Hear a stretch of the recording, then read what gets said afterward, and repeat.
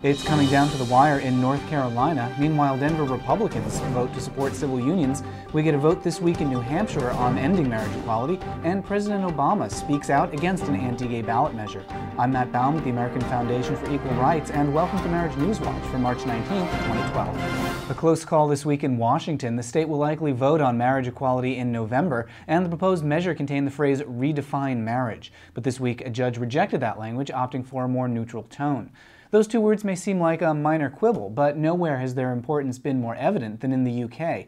This week, the Populus poll showed that 65% of voters there support the freedom to marry, once described as an equal right. But at the same time, a push poll by Catholic Voices found just the opposite. By asking leading questions, they were able to get 70% of respondents to turn against LGBTs. So with signature gatherings starting this week in Washington, that ballot language is pretty important. Signature gathering has also started this week in Maryland. Like Washington, that state's marriage equality bill is on hold while opponents gather signatures. But we're making progress in Colorado, where this week 56% of Denver Republicans voted to support civil unions.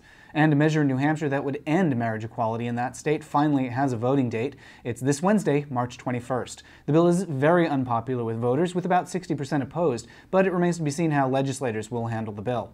And hundreds rallied in Raleigh, North Carolina this week. The crowd opposed Amendment 1, which would add a double ban on marriage to the state's constitution. Our opponents have been talking about activist judges and gays, but Amendment 1 goes beyond those issues and has the potential to harm all families, gay and straight.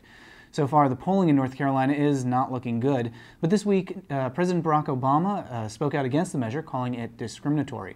And finally this week, the Prime Minister of Denmark has promised to enact marriage legislation by the end of June, so book your flights now.